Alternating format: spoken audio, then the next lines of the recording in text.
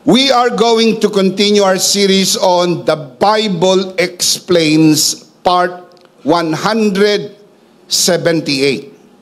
By the time you see this broadcast, in 3 more days, it will be a new year, 2025. Today, we are going to talk about grace for the unknown. We do not know what lies ahead in 2025, admittedly. And as we step into the new year, we need the perfect guidance of God's grace. This is what we're going to talk about today. But first, let's commit this to the Lord. Let us pray. Our dearest Father in heaven, we are so very thankful for how you have gathered us today. This is a beautiful day. This is the day that you have made. We will rejoice and be glad in it. Thank you so much for the wonderful time of praise and worship. Indeed, you inhabit the praises of your people. And it is always with great joy and delight to be found in your presence. For in your presence there is fullness of joy. And even the psalmist declares, I would rather be a doorkeeper in your house than dwell elsewhere. There is so much joy in your house. We commit to you this time, even this learning time, and it is our prayer that everything that will be said and done only for your glory and for the blessing of everyone. This we pray, Father, only in the name of your Son, our Lord and Savior, Jesus Christ, by the power of the Holy Spirit. And everybody would just simply say, Amen. Let's give the Lord a good clap of praise. Amen. Grace for the unknown. Admittedly, we are not accustomed to things we do not know or aren't familiar with. That is why we often ask those who have gone before us so we know what to expect. Totoo po yan. Tayo po ay laging nagtatanong duman sa mga taong nauna na sa atin. Ano bang meron dyan? Ano ba ang maaari kong asahan? Pero kakaiba po sa tuwing tayo pumapasok ng bagong taon. But when it comes to entering a new year, not one of us has gone ahead. We are all stepping into together without knowing what lies ahead. Ang kakaiba kaysa sa anumang mga bagay, ay sabay-sabay tayong pumapasok sa bagong taon. Wala pong nauna sa atin. Meron po ba sa inyong nauna na? Wala po. Lahat tayo ay papasok sa bagong taon ng sabay-sabay. Kaya wala tayong mapagtatanungan. Ano bang meron sa bagong taon? What do we expect? Kaya minsan, yung mga taong nauna na doon sa mga lugar na pupuntahan natin, tinatanong natin, malamig ba dyan?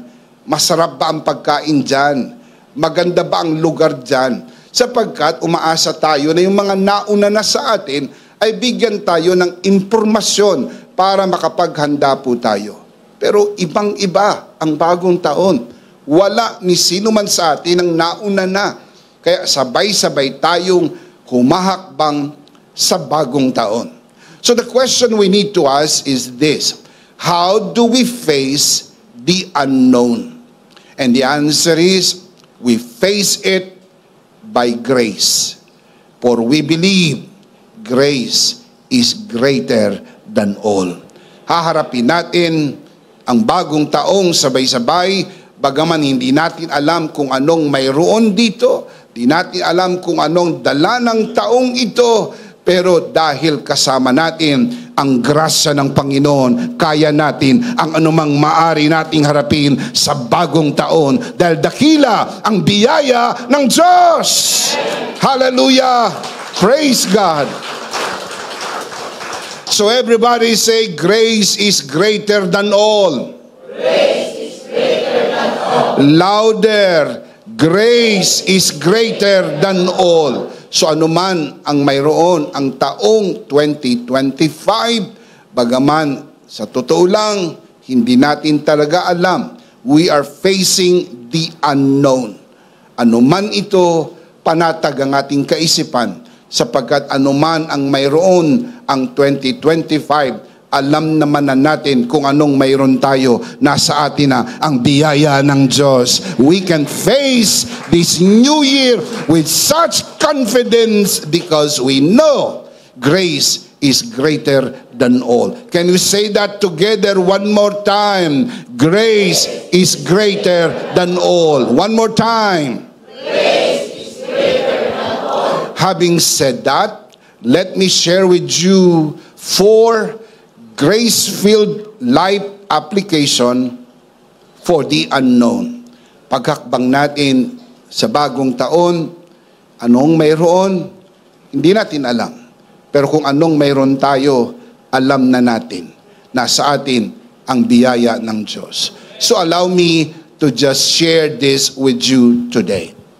Number 1, as we walk into the unknown, as we face the new year, remember, trust in God's sovereignty.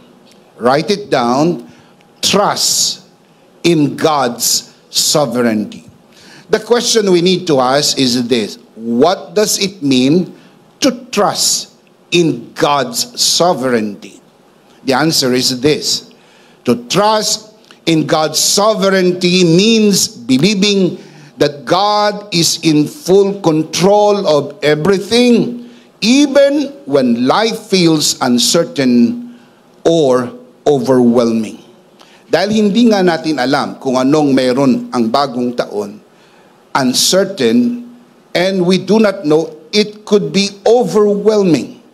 Pero dahil tayo po ay tinuruang magtiwala sa sovereignty ng Diyos, naniniwala po tayo that whatever happens, God is in full control. Can you say amen?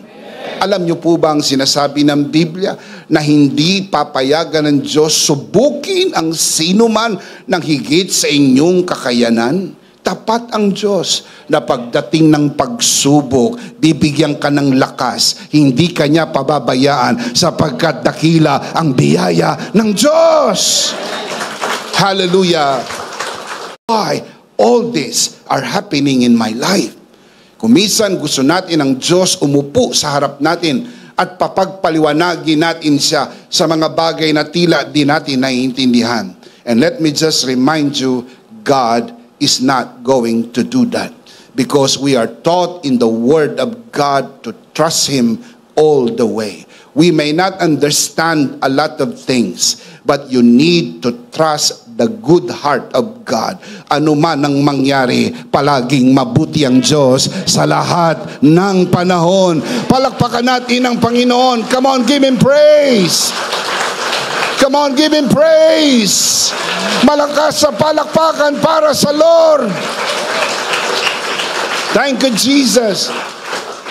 Remember, you may not understand, and God is not under obligation to explain to us, but we need to trust His heart. You need to keep on holding His hand, because God is good all the time. Walang araw na hindi mabuti ang Diyos. Maraming mga gabi ng pag-iyak. Maraming mga gabi ng mga una na nababasa ng ating mga luha. Marami ring mga gabi na parang hinahanap natin ang mailap na tulog, sapagkat di tayo makatulog sa batbat ng problemang dumarating sa atin. Pero ang mga bagay na ito maring di natin maunawaan sa ngayon. Pero maniwala ka, mahal ka ng Diyos. At may magandang plano siya sa buhay mo. Gaano man katagal ang magdamag, dumarating ang magandang umaga. Palakpakan si Lord. Praise God. Praise God. Praise God. Everybody say, God is good all the time. God is good all the time. God is good to me all the time. God is good to me all the time. Do you believe that? Well, I'm sure you do. Let's say that again. God is good to me all the time. God is good to me all the time. Well, I wish I can explain to you everything that happens to you. I wish. Pero tulad ninyo, ang bawat sa atin, ay dumaraan sa mga bagay-bagay na hindi natin maipaliwanag. Why would God allow us to pass through this life with problems and with burdens and with so much difficulties? Pero alam niyo po na kumisan pinapayagan ito ng Diyos sa atin sapagkat sa kanyang mayamang karunungan, nais niyang maranasan natin ang kanyang biyaya. Isang bagay ang marinig natin ang biyaya ng Diyos, pero kakaibang bagay ang magkaroon tayo ng personal na karanasan, sapagkat sabi ni Apostol Pablo, kung kailan ako mahina, doon ako malakas, dahil pinapalakas tayo ng biyaya ng Diyos. Palakpakan natin ang Panginoon. Hallelujah. Can you say amen? Amen. It means letting go of worry and relying on Him, knowing that nothing surprises Him and that He is always faithful to guide and provide. Tapat ang Diyos. Mananatili siyang tapat magpakailan-kailan pa man.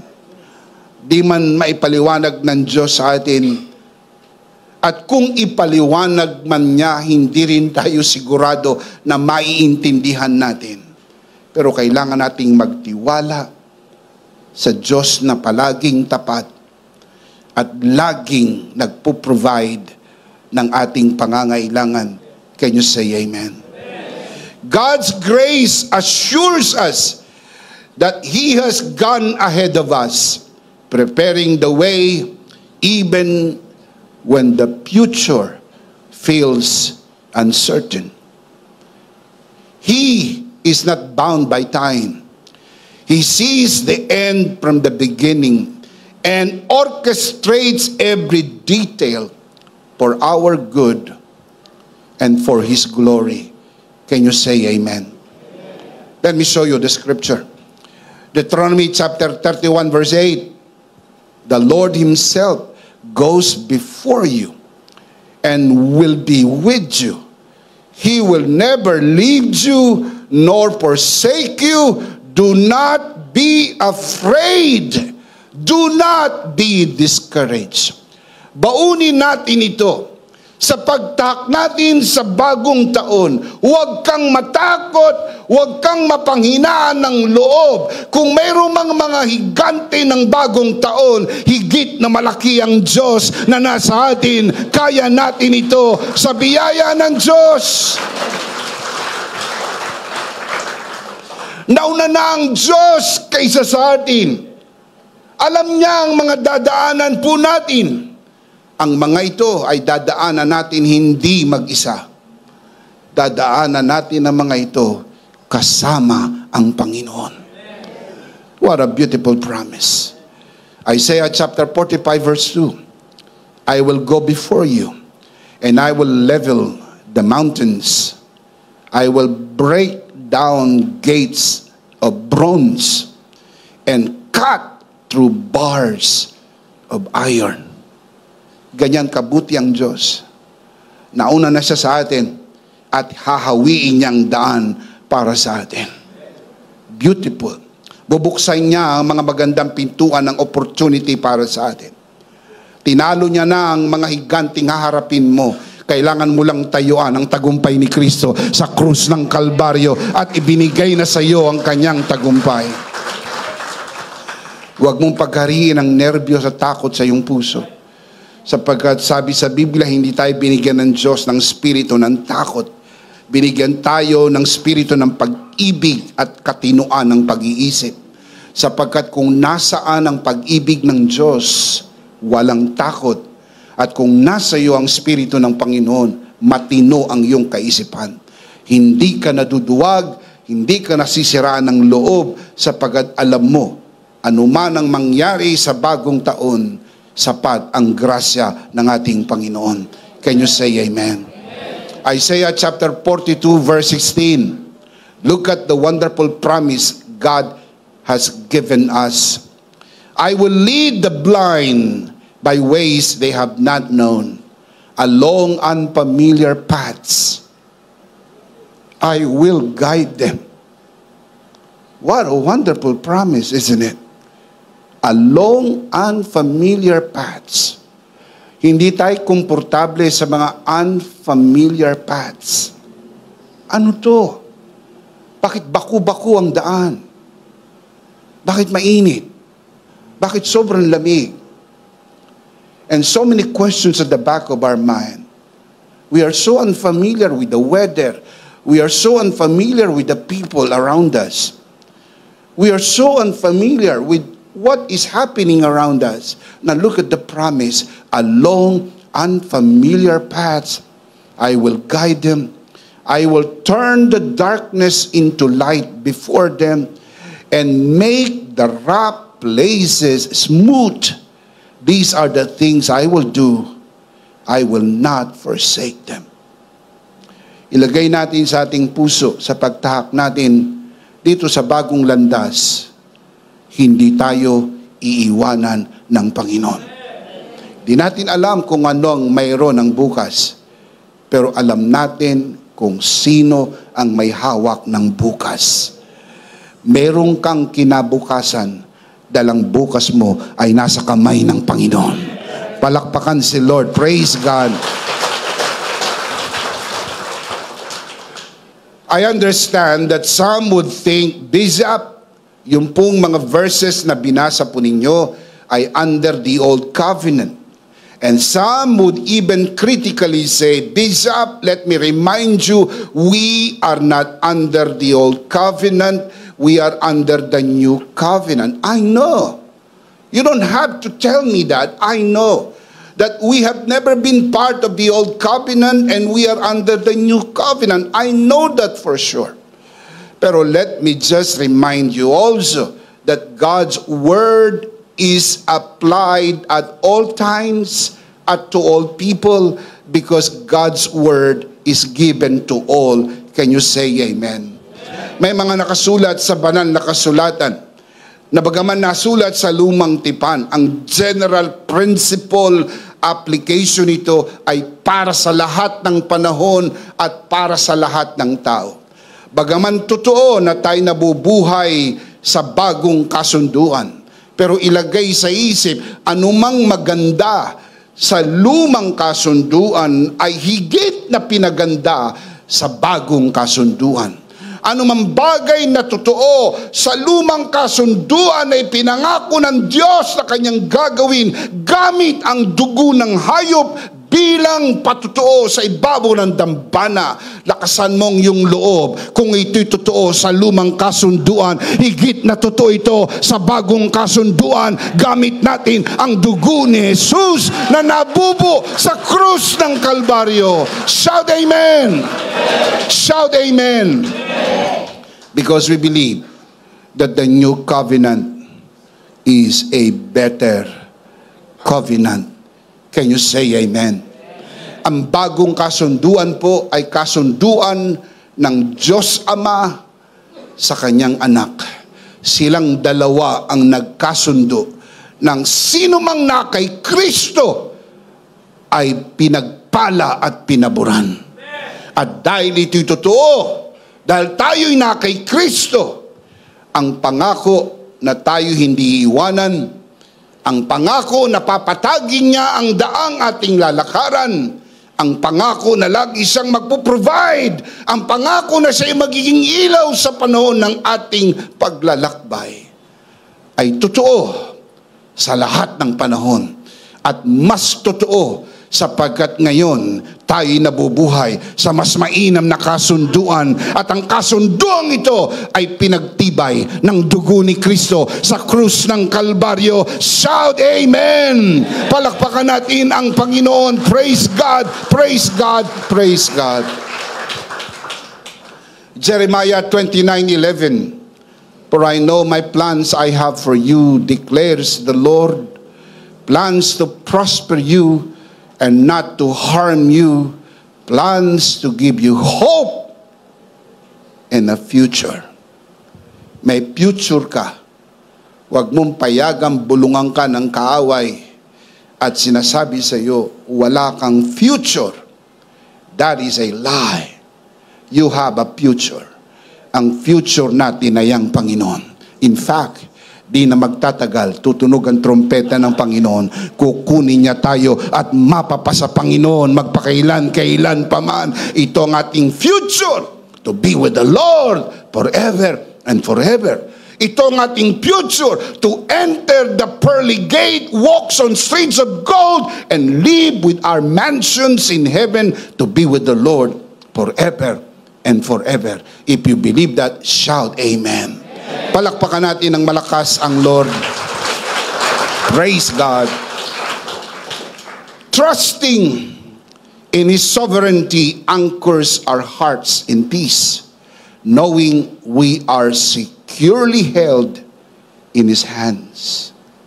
No matter how unfamiliar the path, His grace provides strength for today and hope for tomorrow.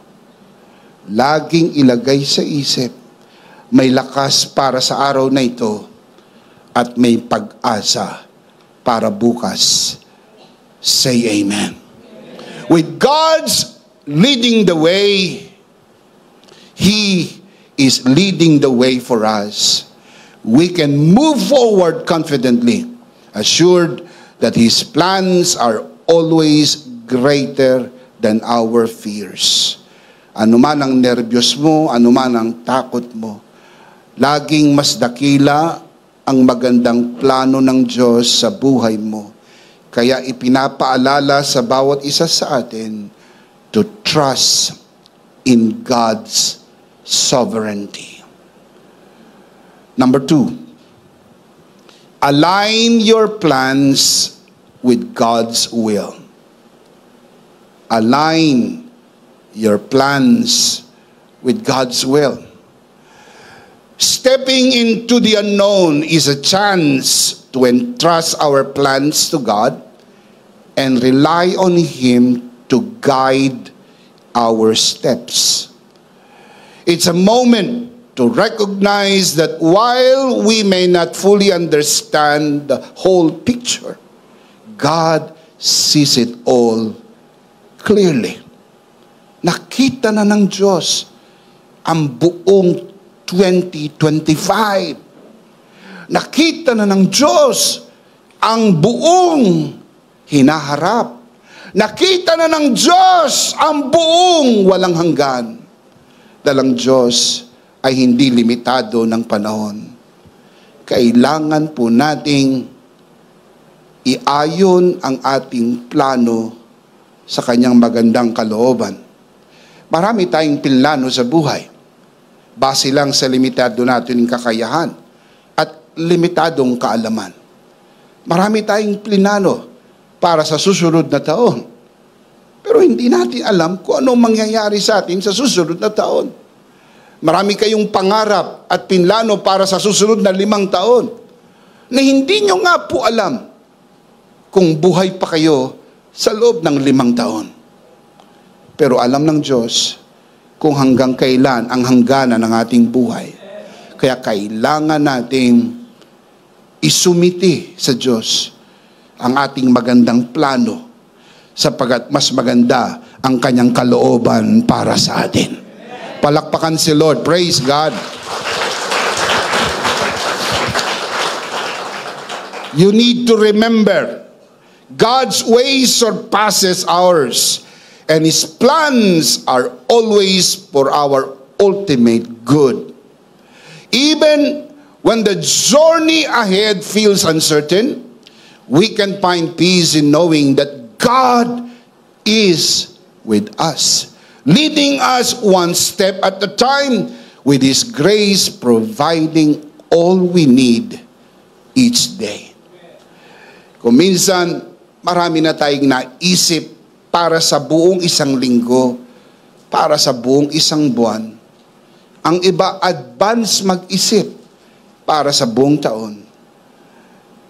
At nakalimutan nila na bago dumating ang isang linggo, kailangan lumipas ang isang araw. Bawat araw, nasa kamay tayo ng Panginoon.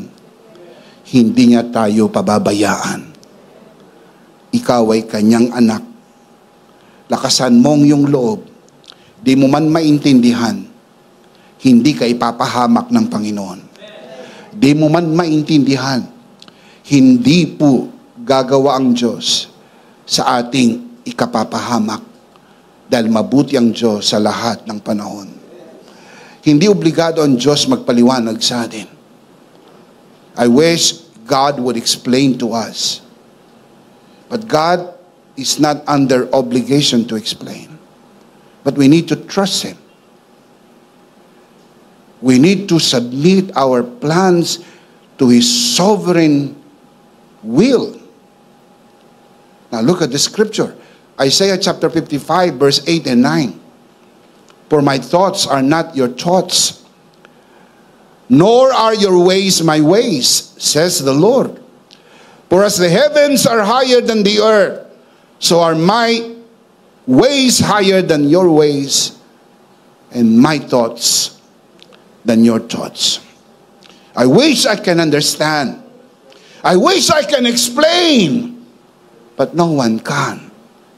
Masyadong malayo ang distansya ng ating isip sa isip ng Diyos. That is why even the Apostle Paul exclaimed, Romans 11:33, "Oh, the depth of the riches of the wisdom and of the knowledge of God, how unsearchable His judgment and His paths beyond tracing out." Sana may pantas na tao sa mundo na pwede nating puntahan at maipaliwanag sa atin ang mga bagay-bagay ng hiwaga ng buhay. But no one can. Look up here and look at my eyes. No one can. I can't. You can't. That is why we need to trust Him with all our hearts. Proverbs chapter 3 verse 5 to 6. Trust in the Lord with all your heart and lean not on your own understanding. In all your ways acknowledge Him. And look at the promise. He shall direct your paths. Do you want God's direction? I'm asking a question now. Do you want God's direction? You have to trust Him with all your heart. Even when you do not understand, even when you do not see, even when it makes no sense at all, we need to trust Him. Proverbs 16:3, commit to the Lord whatever you do, and your plans will succeed. Do you want your plan to succeed? Come on, I'm asking you. Taas ang kamay nang gusto niya ng kanya mga plano ay magtagumpay. I want to see your hand. Do you want your plans to succeed? Yes. Memorize this verse. Make this verse your life verse. Commit to the Lord whatever you do. Every aspect of your life, personal, marriage, family, career, ministry, whatever you do, commit it to the Lord. Submit your plans to the Lord. May mga bagay na hindi natin nakikita, may mga bagay na hindi natin alam. We can be caught by the blind side. Kaya minsan naririnig nyo, hindi ko naisip yun ah. Of course, hindi mo naisip yun. Makitid ang isip mo. Maliit ang isip mo. Limitado ang isip mo. And some would even say, wow, I didn't see that. Hindi ko nakita yun ah. Of course. May mga bahagi sa sulok ng ating mata na hindi natin nakikita. That is why we need to trust Him when you do not understand. You need to trust Him when you do not see. You need to trust Him when it makes no sense at all, because God knows the best for us. Hindi ipagkakait ng Diyos ang mabuti para sa atin. Palakpakan natin sa Lord. Praise God.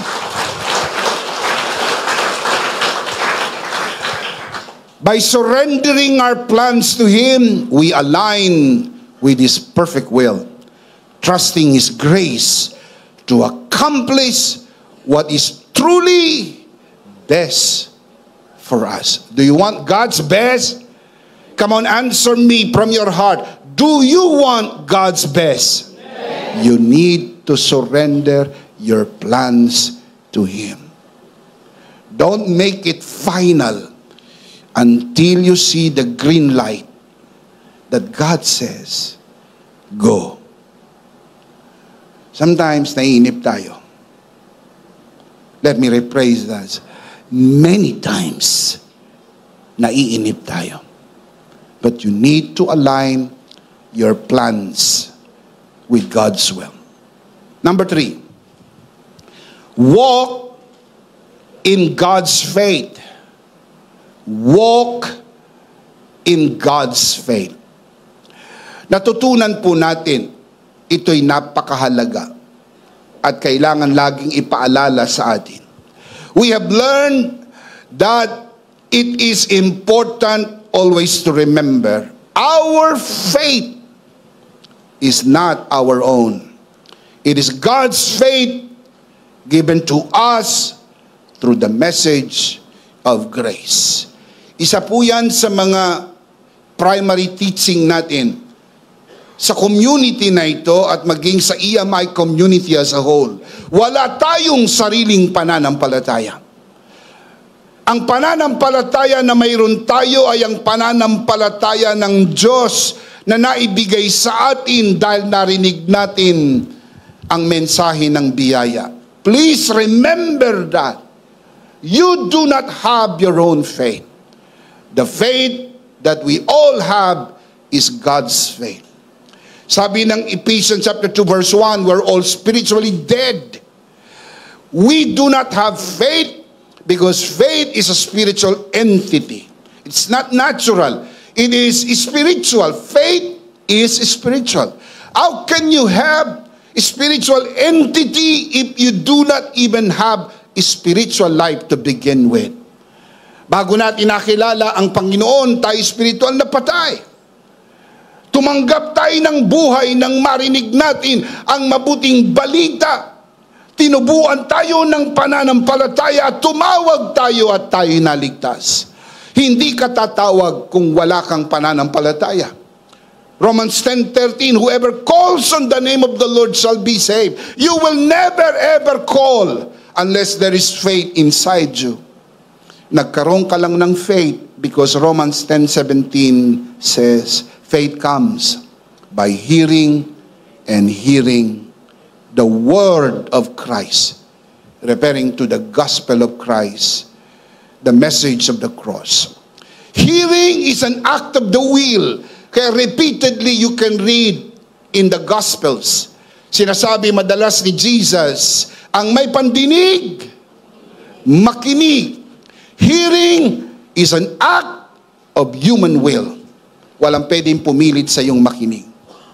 You are hearing this broadcast because you decide to hear this broadcast. Walang namimilit sa iyong manood at makinig. Probably may nag-invite sa iyo. And probably may nag-share ng broadcast na sa iyo. Pero you need to click the link. You need to decide to watch. That is your free will. And the moment you exercise your free will, ang sabi mo, panoorin ko nga ito. Panoorin ko nga ito. Pakinggan ko nga ito. And the moment you decide so, and then faith comes in. And when faith comes in, you begin to call. Romans 10:13, whoever calls on the name of the Lord shall be saved. That is why we firmly believe today is the day of your salvation. Sapagkat hindi mo ito napapanood ng aksidente. Ngayon, ang araw ng iyong kaligtasan. Ililigtas ka ng Panginoon sa araw na ito. Palakpakan si Lord. Hallelujah. Praise God. The faith of God in itself is a very big discussion. And I wish I have even more time to fully develop that. But believe me, yun lang, kapag pinag-aralan po natin, kulang ang isang buwan. Probably 2 to 3 months just to discuss the subject about the faith of God. I wish I have even more time to tell you about that. Pero meron po ko'y sinulat na booklet.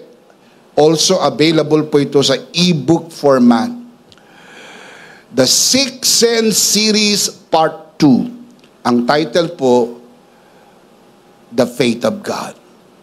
Because we believe the moment you got born again, you have the faith of God.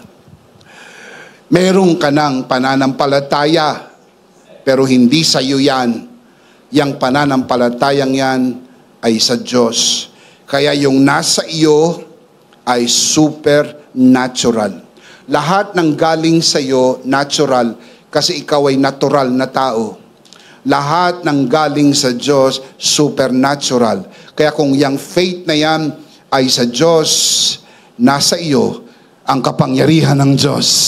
Nasa iyo ang supernatural power of God because faith works. Walang hindi kayang gawin ng pananampalataya. Remember what Jesus said, it only happens to those who? It only happens to those who? How many believers we have today? Do you believe? Come on, let me see your hands. Do you believe? Everybody say, I believe. I believe. Ang pananampalataya pong yan ay dapat isama mo doon po sa mabuting balita upang mapakinabangan mo. Hebrews chapter 4 verse 2. For indeed, the gospel, referring to the good news, the finished work of Jesus Christ, was preached to us as well as to them. But the word, referring to the gospel, mentioned in the first line, but the word which they heard did not profit them. Nagkaroon ng problem. The word which they heard did not profit them. And look at the next line. Not being mixed with faith in those who heard it. Yung pong naririnig mo na mga pangako ng Diyos, naririnig mo mga biyayang dulot ng tinapos na gawa ni Kristo, hindi mo ito mapapakinabangan malibang ito'y iyong sampalatayanan. Kasi nangyayari lang ito sa nananampalataya. Kaya bago binuhay ni Jesus si Lazaro, isang malaking milagro, 4 na araw ng patay, tinanong ni Jesus si Marta, do you believe? That's a very important question. Do you believe? Yan ang palaging tinatanong ng Panginoon bago nagkakaroon ng malaking milagro. Sumagot si Marta, I believe that my brother will rise again at the last day in the resurrection of the dead. Jesus said, Marta, I am the resurrection and the life. Yung pinaniniwalaan mong mangyayari sa huling panahon na bubuhayin ng mga patay, ako ang bubuhay sa mga patay. Ako ang muling pagkabuhay. Kaya pag naniniwala ka kay Jesus, kahit matagal pang mangyayari, kaya niyang gawin sa iyo ngayon. Kaya niyang gawin sa iyo agad. Sapagat sa Diyos, walang imposible. Shout amen. Yung 2 bulag, bago pinagaling ng Panginoon, tinanong niya yung 2 bulag, do you believe that I am able to do this to you? The blind men said, we believe. And Jesus said, be it unto you according to your faith. Pagbagtas natin sa bagong taon, bit-bit natin ang pananampalataya ng Diyos. Lakasan mo ang iyong loob. Walang hindi kayang gawin ng Diyos. Palakpakan si Lord. Walang hindi kayang gawin ng Diyos. Hebrews 11:1. Now faith is being sure of what we hope for and certain of what we do not see. The question is, if I have the faith of God, and we all have the faith of God, how do we release God's faith? Kung nasa atin na, at totoong nasa atin naman, paano ko marirelease ang pananampalataya ng Diyos na nasa akin? Remember, yung faith ni God ay nandun sa born-again spirit mo. Yung born-again spirit mo, mga kapatid, ang merong direktang relasyon at kaugnayan sa Diyos. Para yung nasa loob ay lumabas, mag-pass through po yan sa iyong soul, papunta sa body. Ang mid part is the soul. Ang main faculty ng soul is the mind. That's why you need to renew the mind para magkaroon ng passage from spirit passing through the soul going out to the body. It is the body that is of great need of miracle. Hindi ho darating ang milagro sa katawan pag hindi ho lumabas mula sa spirito at dumaan sa iyong kaluluwa. That's why you need to renew your mind. Hearing the Word of God renews our mind. And how do we release it? We release it by declaring what you believe. You have to say it. You have to declare it. Regardless of what you feel, regardless of what you see, you have to declare what you believe. Listen up. Not what you see, not what you feel, but what you believe. Pag hindi ho umayon ang iyong paniniwala doon sa iyong nakikita at nararamdaman, piliin mo ang iyong paniniwala higit sa nakikita at nararamdaman. And the only way, hey, look up here, look at my eyes. There is no other way. The only way you release faith is through the mouth. You have to say it. Are you listening, my dear brothers and sisters? And those of you who are watching this broadcast, I hope you are listening. You have to say it. I'll show you the verse. 2 Corinthians chapter 4, verse 13. It is written, I believe. It is written, I believe. Therefore, I have spoken. With the same spirit of faith, with the same spirit of faith. Itong spirit ng faith. With that, the same spirit of faith, we also believe. What's next? And therefore, speak. Believe in your heart. Confess with your mouth. You have to. That's why as we enter this new year, and even as we are now confessing and declaring, ang taong 2025 ay pinagpala na ng Panginoon. Pinaburan na ng Panginoon. Tayo'y malakas, malusog, masigla, pinagpala, pinaburan, at mabubuhay ng mahaba. Dinideklaran natin lahat tayo makakatawid sa bagong taon. Dinideklaran natin tayo'y pinagpala at pinaburan. Shout amen. This is what you call the second law of faith.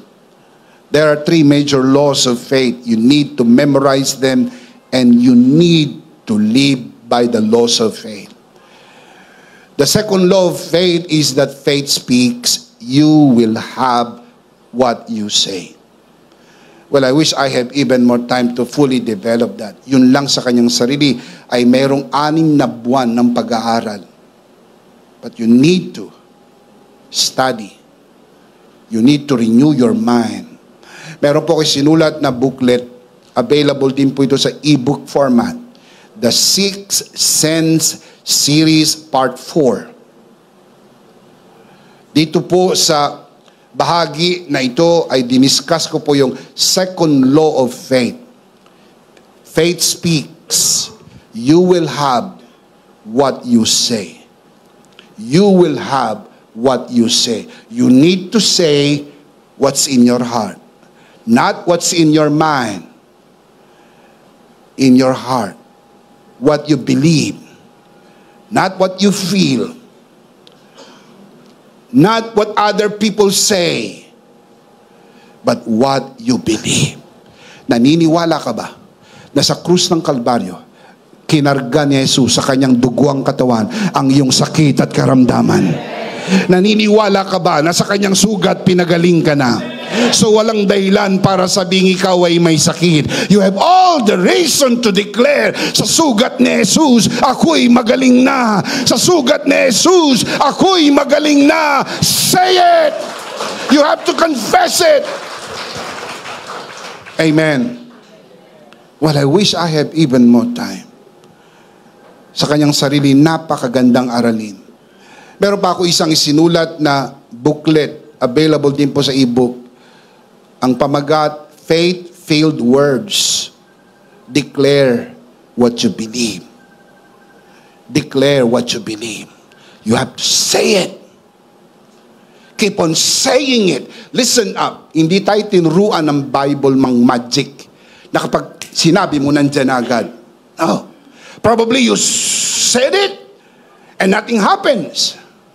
Bishop, anong gagawin ko kung binigkas ko na at walang nangyari? Say it again. 2 beses ko nang binigkas, walang nangyari. Do it the 3rd time. Do it the 4th time. And keep on doing it. Why? Because faith always works.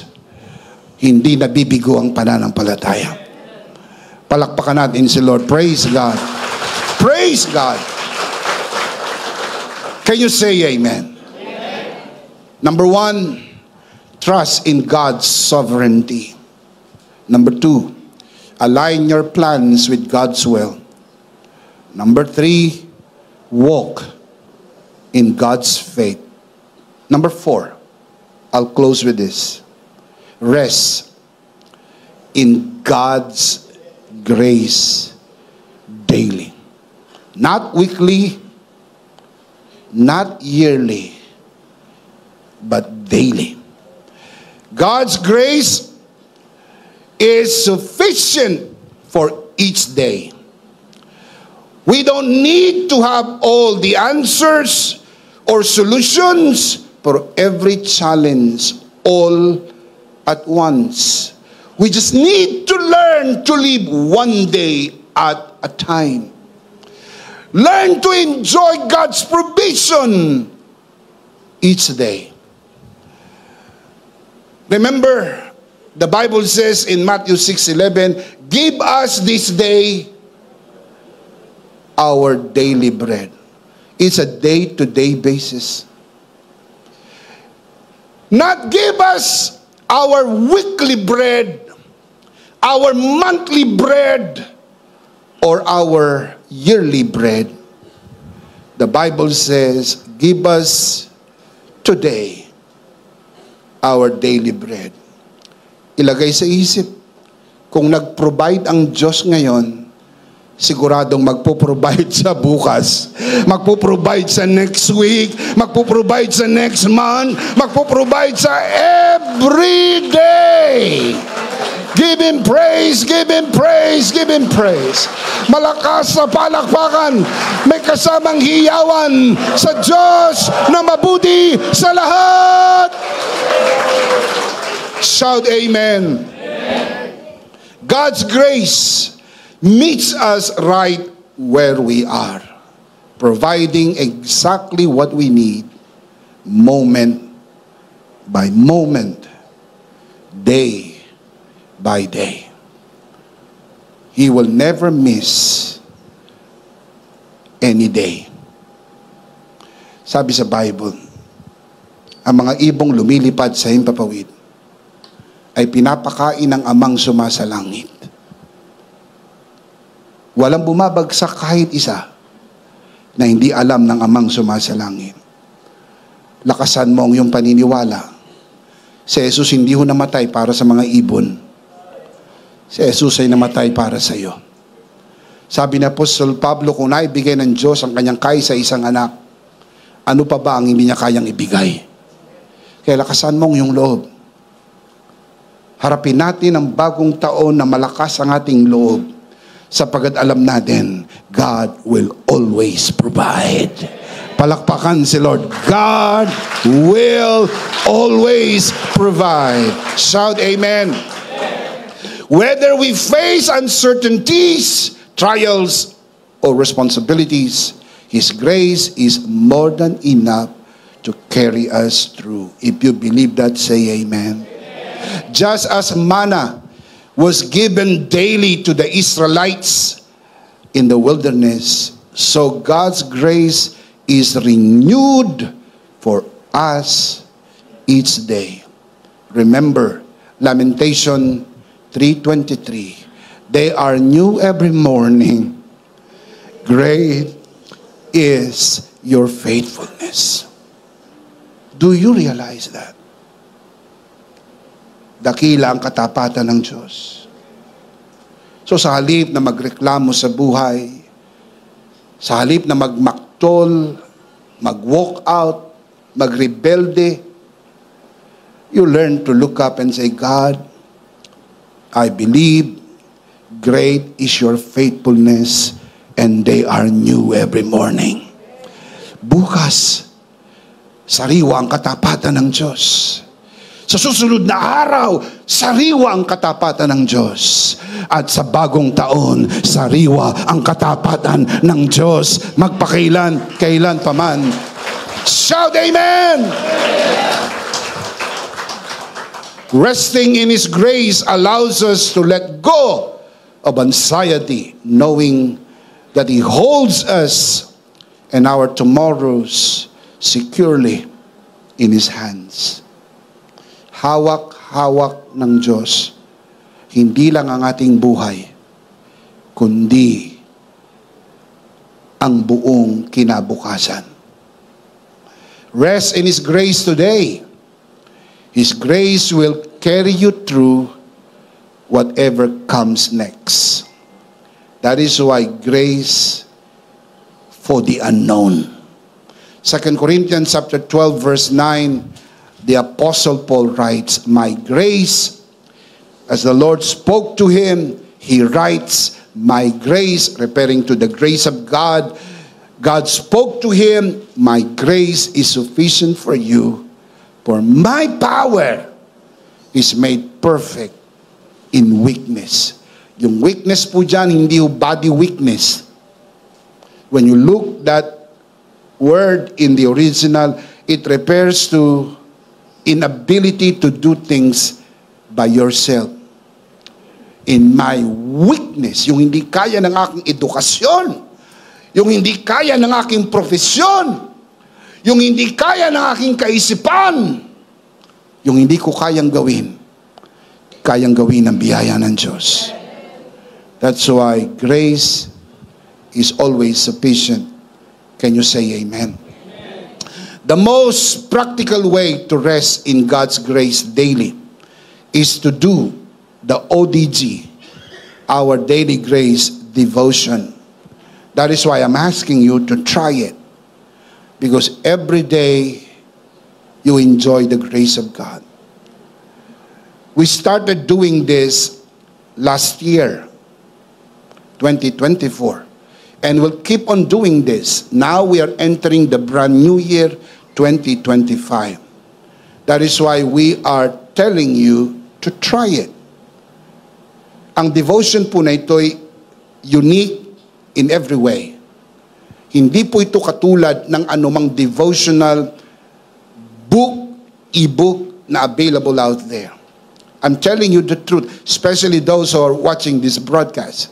Meron 3 parts ang devotion na ito. The devotion, the life application, and prayer. Verse by verse, Paul and epistles, araw-araw mayroong grasya. Bits by bits, pieces by pieces, one grace each day. One grace each day. As you enjoy the grace of God every day, as you empower your soul, as you equip your mind with grace every day, do it.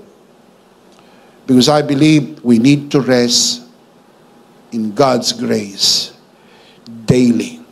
Can you say amen? Amen. Let's see them again. Life application.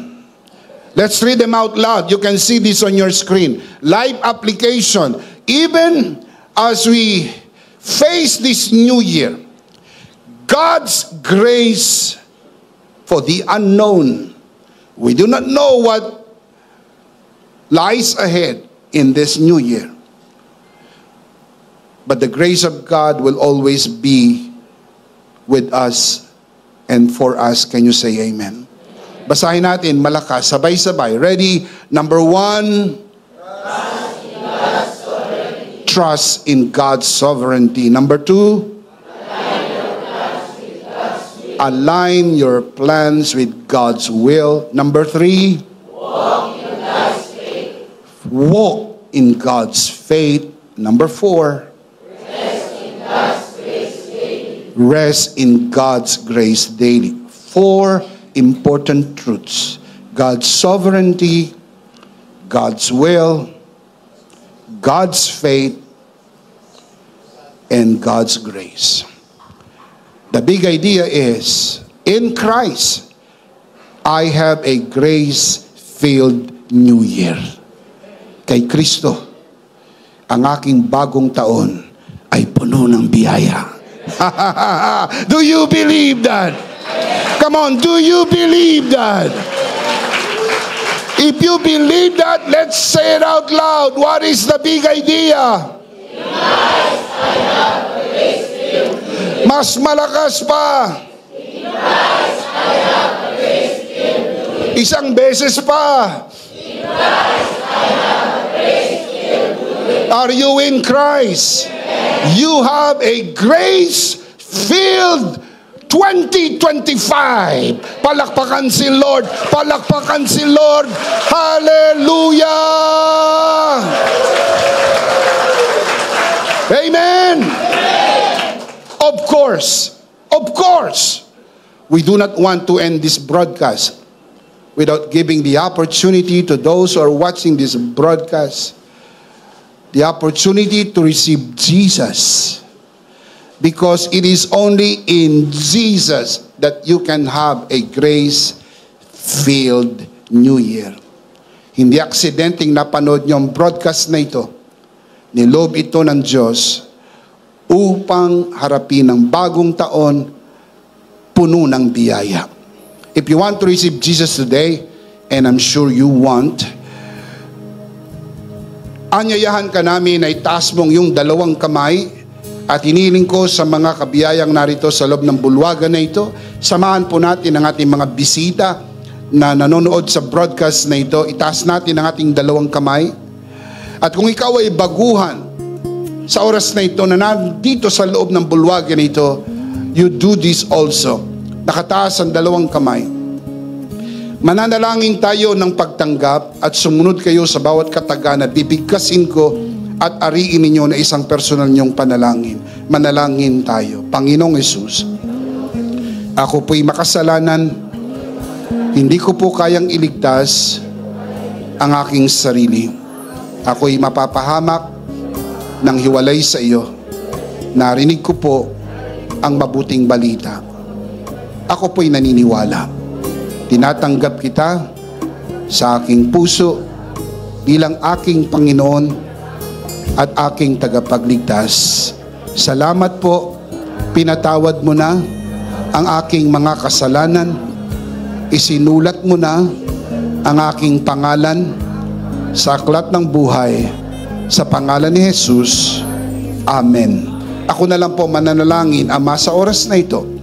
Tinataas ko po sa harapan ng sino mang sumunod sa panalangin ng pagtanggap sa unang pagkakataon. Sa loob ng bulwagan na ito, lalo na po sa mga nanonood sa broadcast na ito. Pinagkakatiwala po namin sila sa iyong kagandahang loob na sila ay lumago sa biyaya at sa bagong natagpuang pananampalataya sa pangalan ng Panginoong Hesus. Tayong lahat ay magsabi ng Amen. Palakpakan si Lord. Amen. Amen. Praise God. Sa lahat ng sumunod sa panalangin ng pagtanggap sa loob ng bulwagan na ito, lalo na sa mga nanonood sa broadcast, nais naming sabihin ito mula sa ikaibuturan ng aming puso. Welcome to the family of God. Palakpakan si Lord. Welcome to the family of God.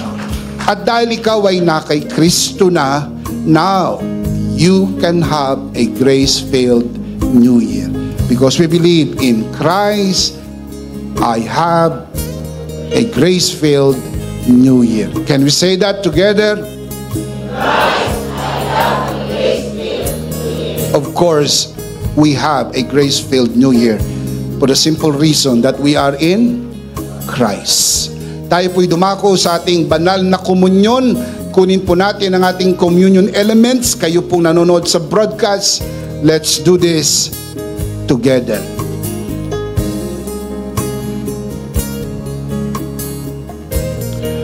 Alright, let's do this together mga kabiyaya. Hawak-hawak po natin ang pinakamakapangyarihang simbolo ng tinapos na gawa ni Kristo sa krus ng Kalbaryo. Ito ang aral na tinanggap ko sa Panginoon at ngayon naman ay binibigay ko sa inyo. Nang gabing siya'y pagkanuloy dumampot siya ng tinapay. Kanyang pinagpira-piraso at kanyang sinabi, ito ang aking katawan na pinagpira-piraso dahil sa inyo. Gawin nyo to bilang pag-alaala sa akin. Sabay-sabay po natin gawin.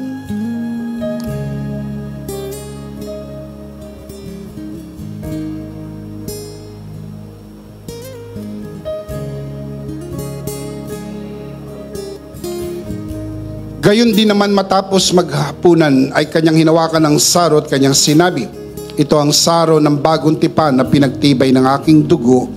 Gawin nyo to bilang pag-alaala sa akin. Sabay-sabay po natin gawin.